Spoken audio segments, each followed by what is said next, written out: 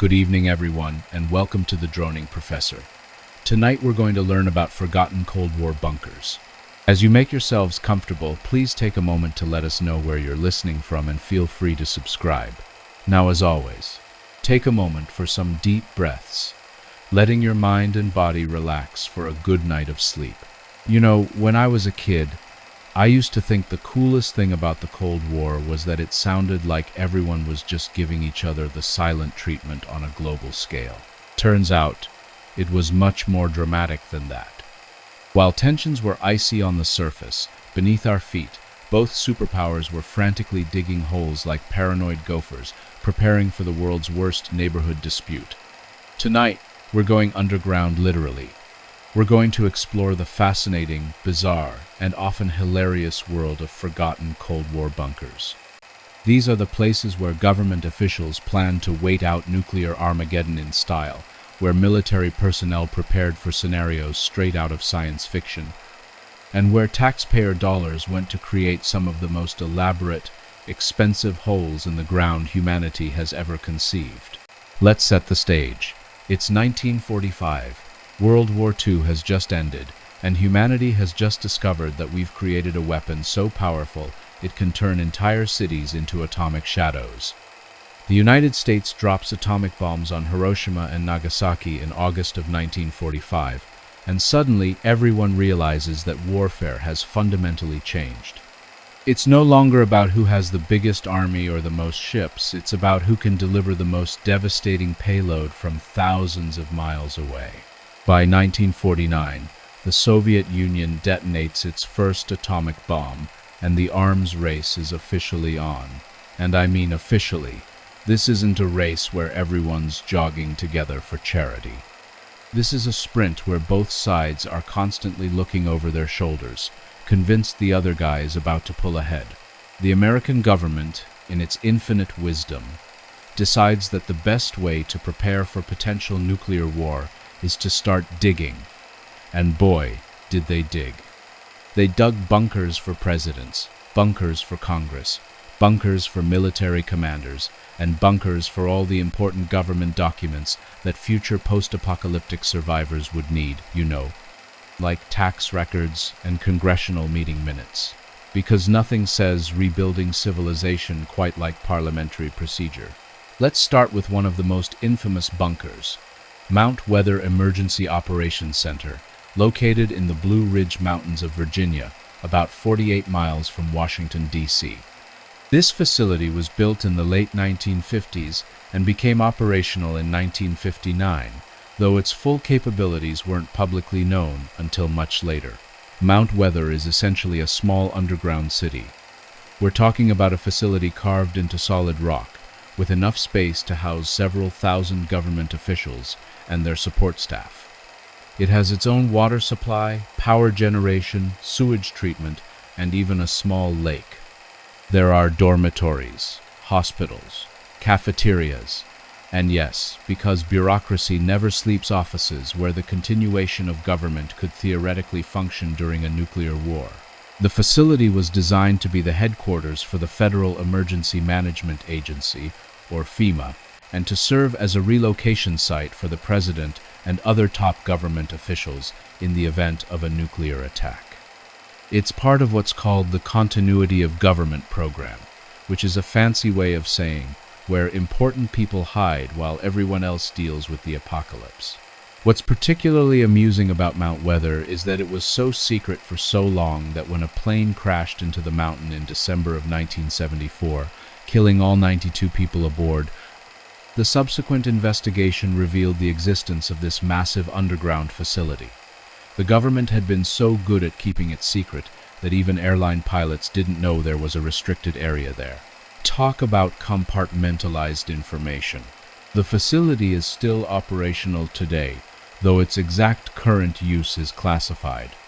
But here's the thing that makes Mount Weather both fascinating and darkly comedic.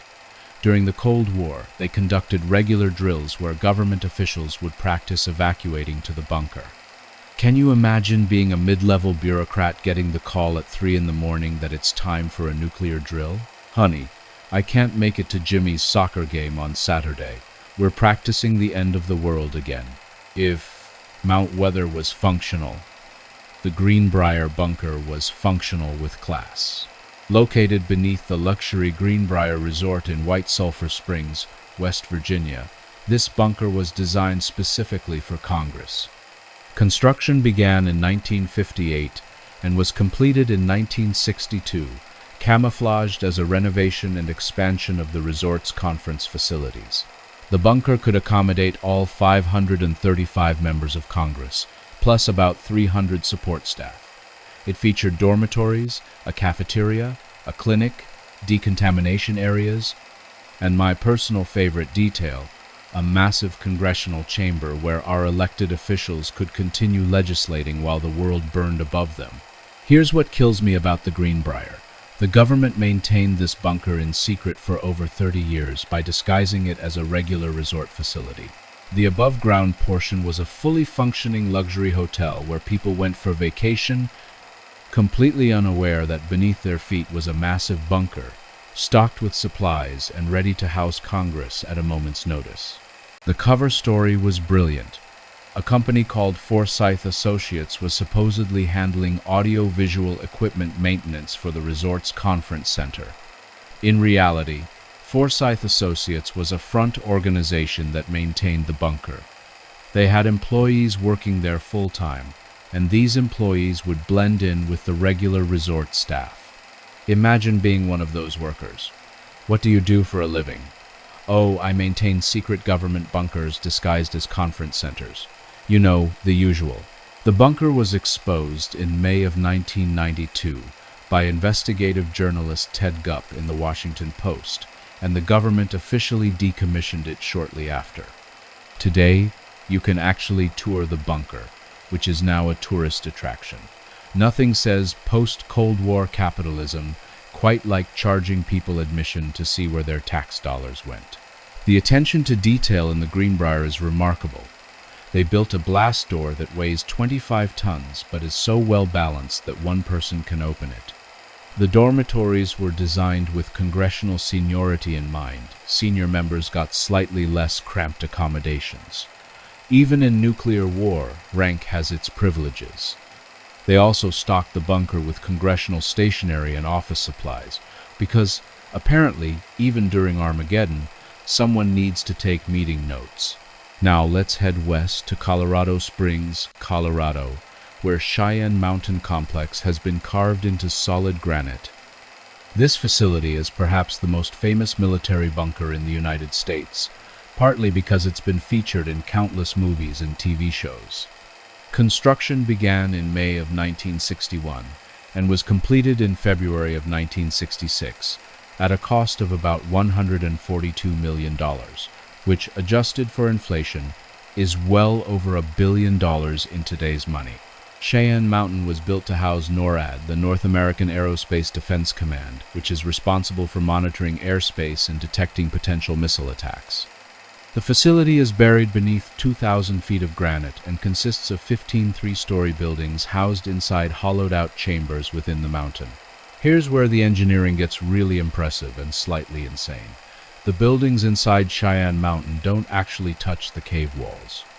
They're mounted on massive steel springs that allow the entire complex to move independently of the mountain. This design protects against both nuclear blasts and earthquakes. The buildings literally float on springs inside a mountain.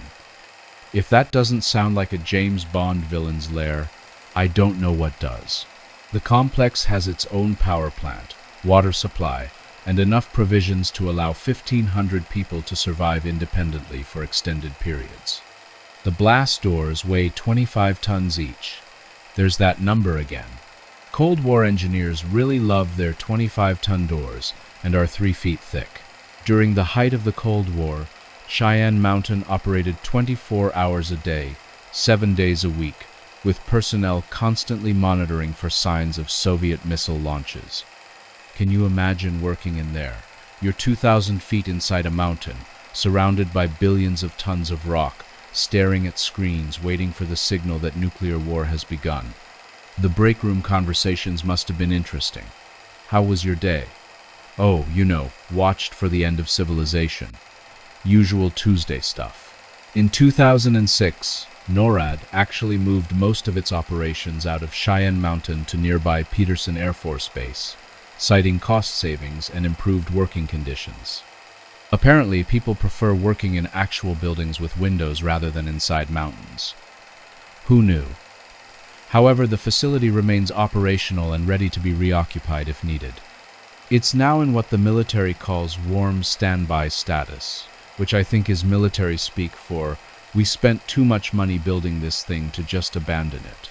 Let me tell you about a place that sounds like it's from a fantasy novel but is actually a very real and very expensive hole in the ground. Raven Rock Mountain Complex, also known as Site R, located on the Pennsylvania-Maryland border, about 6 miles from Camp David. This facility is often called the Underground Pentagon. Construction began in 1951 and was completed in 1953, though the facility has been continuously expanded and upgraded ever since. Raven Rock was designed to serve as an alternate command center for the Pentagon in the event of an attack on Washington, D.C. It's built inside a mountain because apparently the U.S. government has a thing for mountains and consists of multiple buildings inside massive caverns carved out of greenstone. The facility is enormous. It reportedly has 5 distinct chambers, each about the size of a 3-story building, connected by underground tunnels. The complex has its own power generation, water supply, and sewage treatment facilities. There's even a small medical center inside. At its peak during the Cold War, Raven Rock could sustain around 3,000 military personnel and civilian support staff. One of my favorite details about Raven Rock is that it has its own fire department and police force. That's right, this underground facility is so large that it needs its own emergency services. There are streets inside the mountain with names and addresses. There are intersections with stop signs. It's a small town, except it's carved into solid rock and designed to survive nuclear war. The security around Raven Rock is intense. The facility is surrounded by multiple layers of fencing, guard posts, and vehicle barriers. The approach roads are designed to force vehicles to slow down, and there are rumored to be automated defenses that can be activated in case of a ground assault. You know you've built something important when you need to defend it from potential Mad Max-style attacks. What makes Raven Rock particularly relevant is that it's still very much in use today. Unlike some of the other facilities we've discussed, Raven Rock remains an active military installation. On September 11th, 2001, it's reported that Vice President Dick Cheney and other top officials were evacuated to either Raven Rock or Mount Weather. The government has never officially confirmed which one, because heaven forbid we know where our leaders hide during emergencies. I want to circle back to the Greenbrier bunker because the operational details of this place are just too good not to dig into deeper. The project was codenamed Project Greek Island, which is a pretty boring codename considering the creativity that went into the actual construction. The bunker was built by adding a massive addition to the resort's conference facilities. The above-ground portion, completed in 1962, was called the West Virginia Wing and included a large exhibition hall for trade shows and conferences. Beneath this exhibition hall was the bunker, totaling around 112,000 square feet of underground space. The government maintained the bunker under the cover story that it was managing conference facilities. Forsyth Associates had an office right in the resort, and their employees were seen regularly maintaining equipment. Some of the hotel staff knew something was up. You can't have that many people working on audiovisual equipment without some questions arising, but the full extent of the facility remained classified.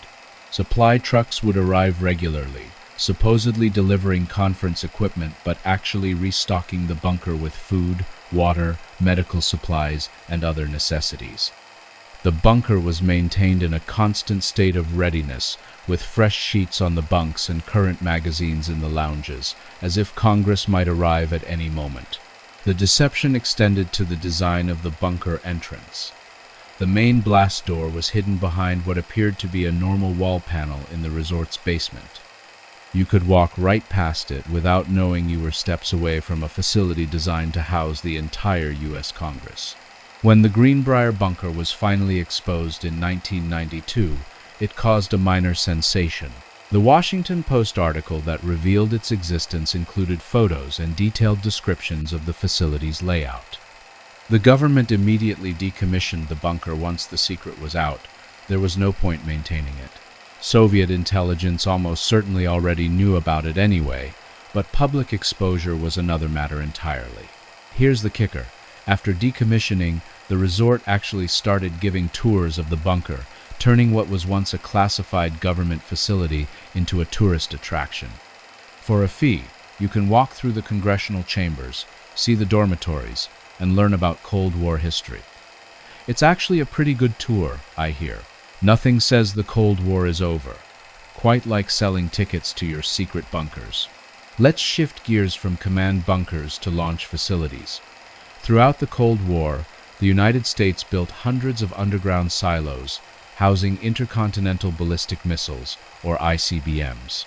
These weren't bunkers in the traditional sense. You wouldn't want to be in one during a nuclear war, but they were underground facilities designed to protect America's nuclear deterrent. The Titan II missile program, which operated from 1963 to 1987, stationed 54 missiles in hardened underground silos across Arizona, Kansas, and Arkansas. These missiles were massive, 103 feet tall, weighing nearly 150 tons when fueled, and carrying a 9-megaton nuclear warhead.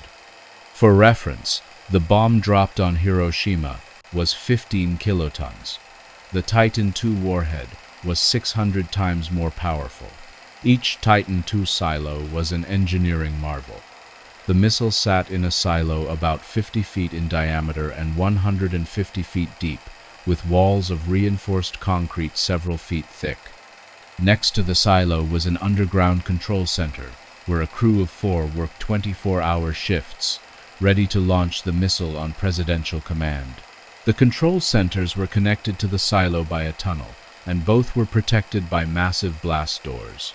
The entire facility was designed to survive a near miss from a nuclear weapon, allowing the crew to launch their missile even during an attack.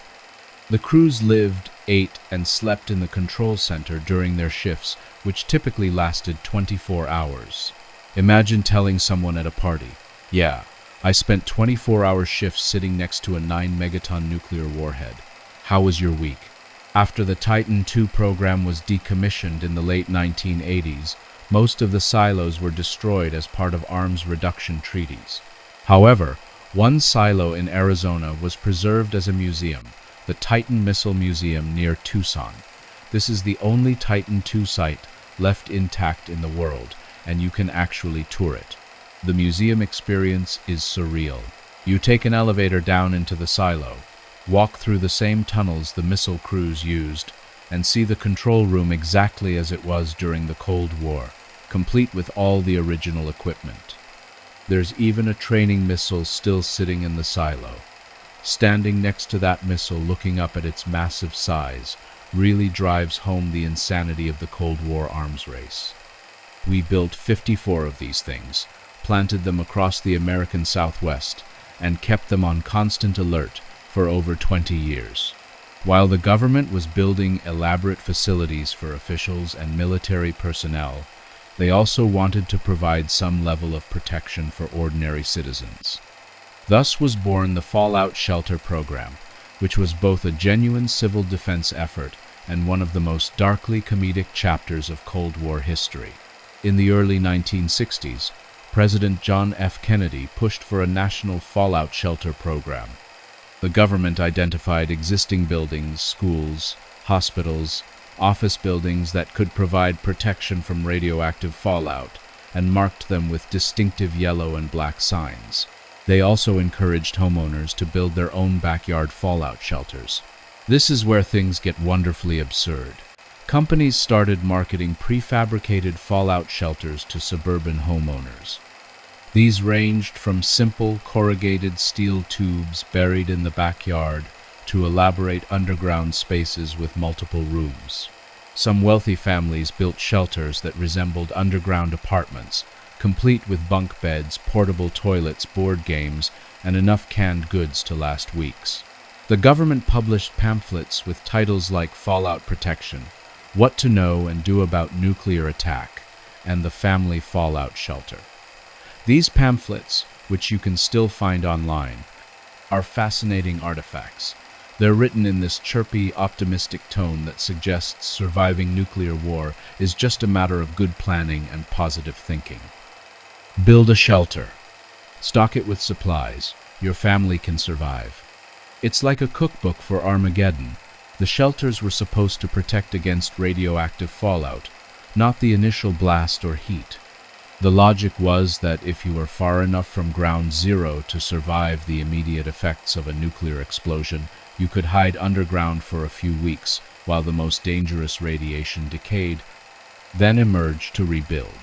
This logic had some scientific basis, but it ignored the reality that a full-scale nuclear war would likely destroy so much infrastructure that emerging from your shelter after 2 weeks would just mean dying slowly of starvation or disease, instead of quickly from radiation. Some communities built public fallout shelters that were impressively large. New York City's subway system was partially designated as fallout shelter space.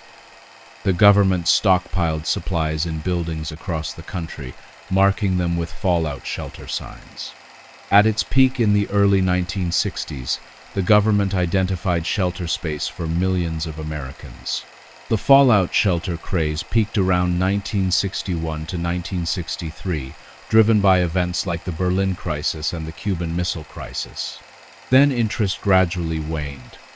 By the 1970s, most people had realized that their backyard shelter probably wasn't going to save them from nuclear war, and the whole program quietly faded away.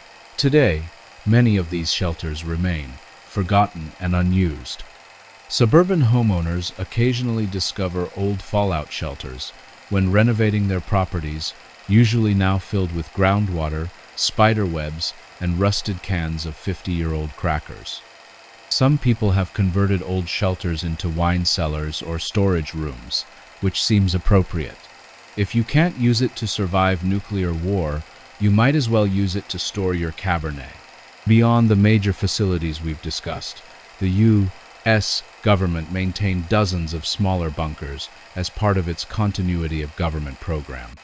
These facilities, scattered across the country, were designed to ensure that some form of government would survive a nuclear attack.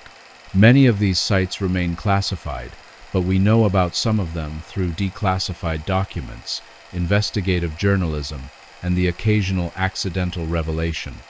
There were bunkers at military bases, hidden facilities beneath federal buildings, and hardened command posts at strategic locations. One fascinating example is the Mount Pony facility near Culpeper, Virginia. Built in the late 1960s, this bunker was designed to house the Federal Reserve's currency reserves and serve as an emergency operations center for the financial system. The facility, built into a hillside, was designed to protect about $2 billion in cash, the amount the government figured would be needed to restart the economy after a nuclear war. Think about that for a moment. Someone sat down and calculated how much cash you'd need to reboot American capitalism after nuclear Armageddon, and they arrived at $2 billion. I don't know what formula they used, but I'm skeptical. The facility included vault space, offices, dormitories, and all the usual bunker amenities.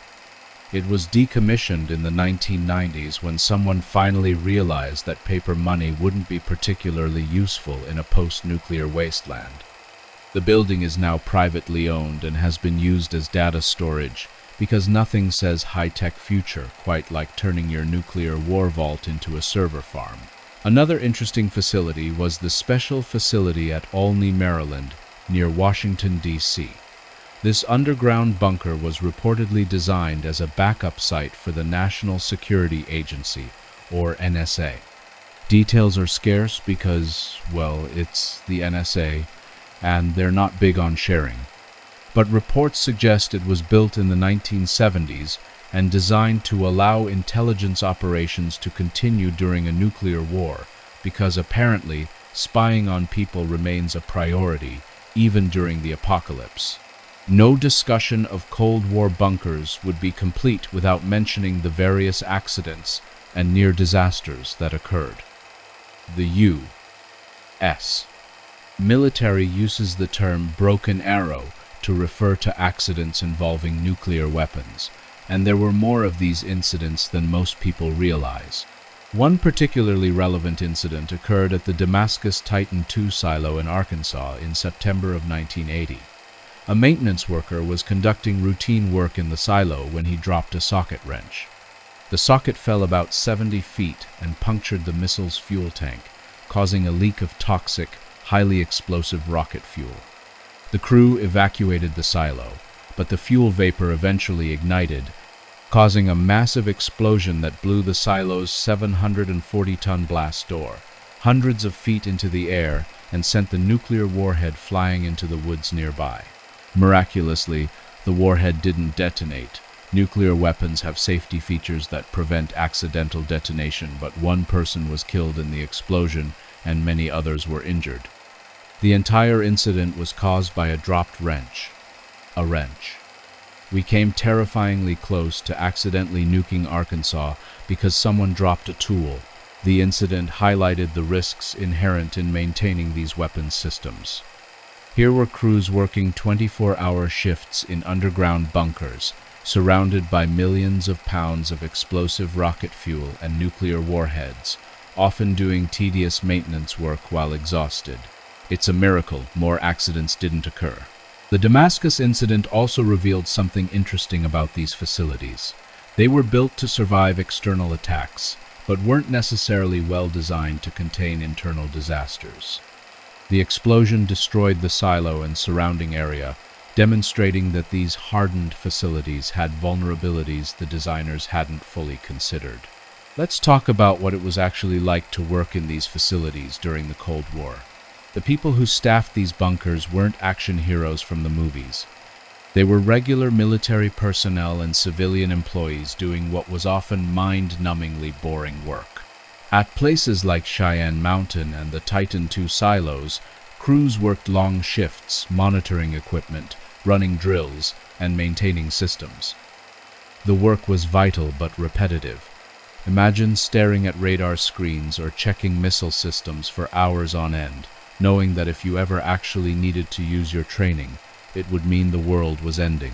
The crews developed their own cultures and coping mechanisms.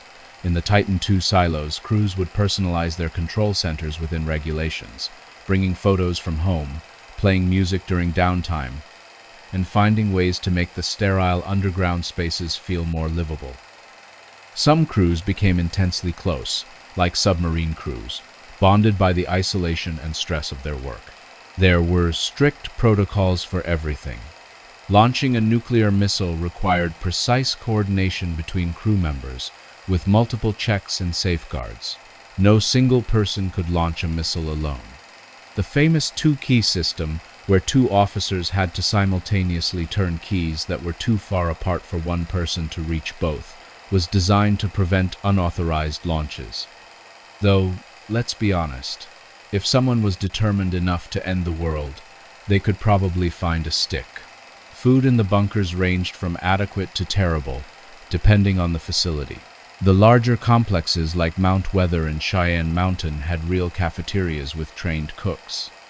Smaller facilities relied on pre-packaged meals and whatever the crew could heat up.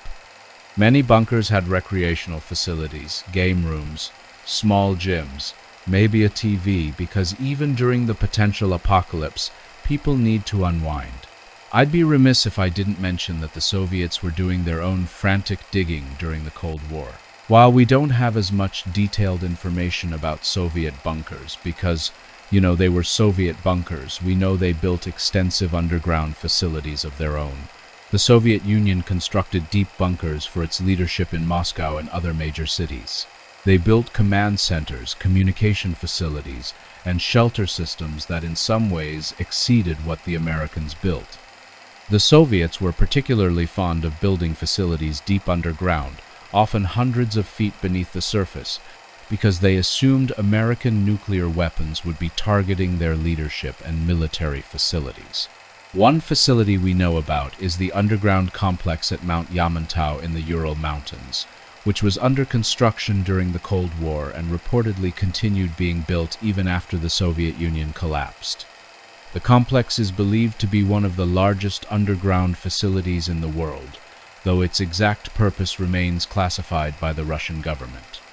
Western intelligence agencies have speculated it's everything from a mining operation to a nuclear bunker to a command center for nuclear forces.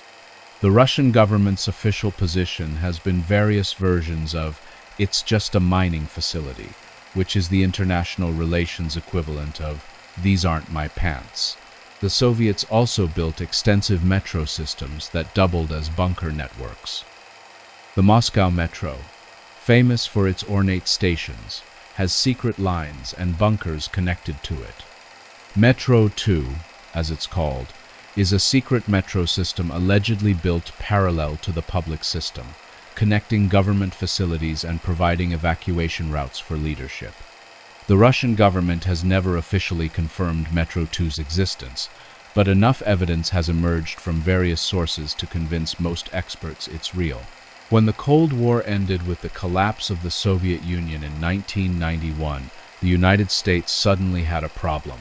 What do you do with dozens of elaborate, expensive bunkers you don't need anymore? Some facilities, like Mount Weather and Raven Rock, remained operational because they still serve government functions beyond just Cold War contingencies. Others, like the Greenbrier and the Titan Missile Museum, became tourist attractions. Some were simply abandoned and sealed up. The decommissioned missile silos have had interesting second lives. Some have been purchased by private individuals and converted into homes. Yes, people actually live in old missile silos. Companies have marketed these conversions as the ultimate in secure private living. Come see this charming 3-bedroom missile silo, recently renovated, with original blast door. Some have been converted into data centers because the thick concrete walls and underground location make them ideal for housing servers. One entrepreneur bought a decommissioned Atlas F missile silo in Kansas and converted it into a luxury survival condo complex. The facility, called Survival Condo, offers high-end living spaces inside a renovated missile silo, marketed to wealthy individuals worried about various doomsday scenarios. Units sold for upwards of $3 million. The facility includes a swimming pool, movie theater, gym, and indoor farm. It's like a doomsday bunker designed by someone who watched too much HGTV. Other bunkers have been abandoned and forgotten. Across the country, there are sealed bunkers slowly deteriorating underground, filled with obsolete equipment and Cold War-era supplies that will never be used. Some have been explored by urban explorers and historians, who document these time capsules from the Cold War era. These forgotten bunkers represent a fascinating moment in history, when the United States government seriously believed that civilization might end at any moment and tried to prepare accordingly. They represent enormous expenditures of money, incredible feats of engineering, and a particular kind of Cold War logic that seems almost alien today. The bunkers also reveal the class distinctions inherent in Cold War planning. Government officials got elaborate underground facilities with dormitories and cafeterias. Military personnel got hardened command posts with decent facilities. Ordinary citizens got yellow signs on buildings and encouragement to build their own shelters. The message was clear. Some people were more worth saving than others. From a purely historical perspective, these bunkers are incredible artifacts. They were built at a specific moment when nuclear war seemed not just possible but probable, when the government genuinely believed these facilities might need to be used. The fact that they were never needed, that the Cold War ended without the nuclear apocalypse everyone feared, is perhaps the greatest success story of the late 20th century. Walking through one of these preserved bunkers today is a surreal experience. You see the furniture, the equipment, the carefully stocked supplies, all frozen in time. You can almost feel the anxiety and paranoia that drove their construction. These weren't built by crazy people. They were built by rational people responding to what seemed like a very real threat. The fact that the threat never materialized doesn't make the bunkers any less significant as historical artifacts. You might think bunkers are purely historical curiosities, relics of a bygone era. But interest in bunkers never really went away. It just evolved. The government still maintains facilities like Mount Weather and Raven Rock for continuity of government purposes. After September 11th, 2001, these Cold War-era bunkers suddenly seemed relevant again, not for nuclear war, but for protecting leadership during other types of attacks.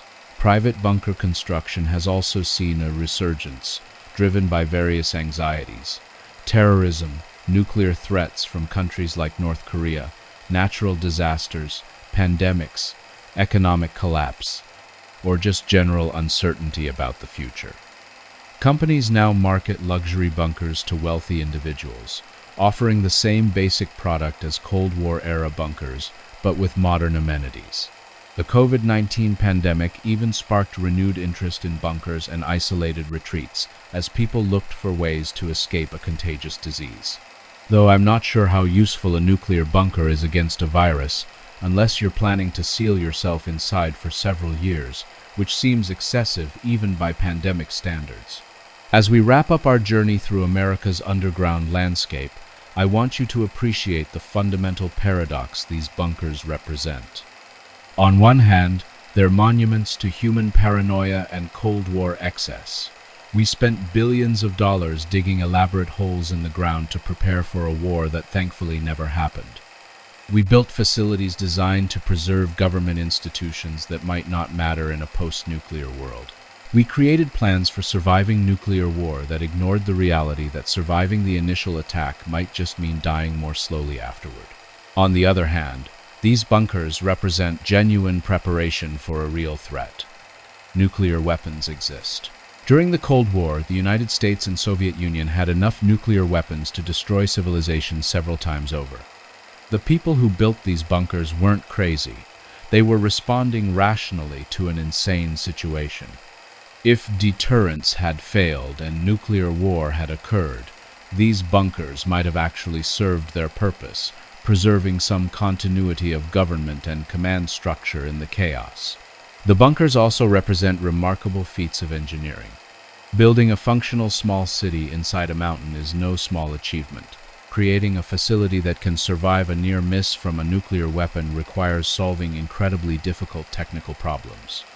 The people who designed and built these facilities were talented engineers working at the cutting edge of their fields. Today, these forgotten bunkers serve as museums, data centers, homes, and tourist attractions. They're reminders of a particular moment in history when the world teetered on the edge of annihilation, and when Americans responded by digging thousands of holes in the ground and hoping for the best. If you ever get the chance, I highly recommend visiting one of these preserved Cold War sites. The Titan Missile Museum, the Greenbrier Bunker Tours, and similar facilities are well worth the trip. There's something profound about standing in a space designed for nuclear war, built during an era when such a war seemed inevitable, and realizing that human civilization managed to avoid the catastrophe everyone feared. These bunkers are testament to human ingenuity, human paranoia, human hope, and human absurdity, all wrapped up in thousands of tons of reinforced concrete and buried beneath mountains or disguised as luxury resorts.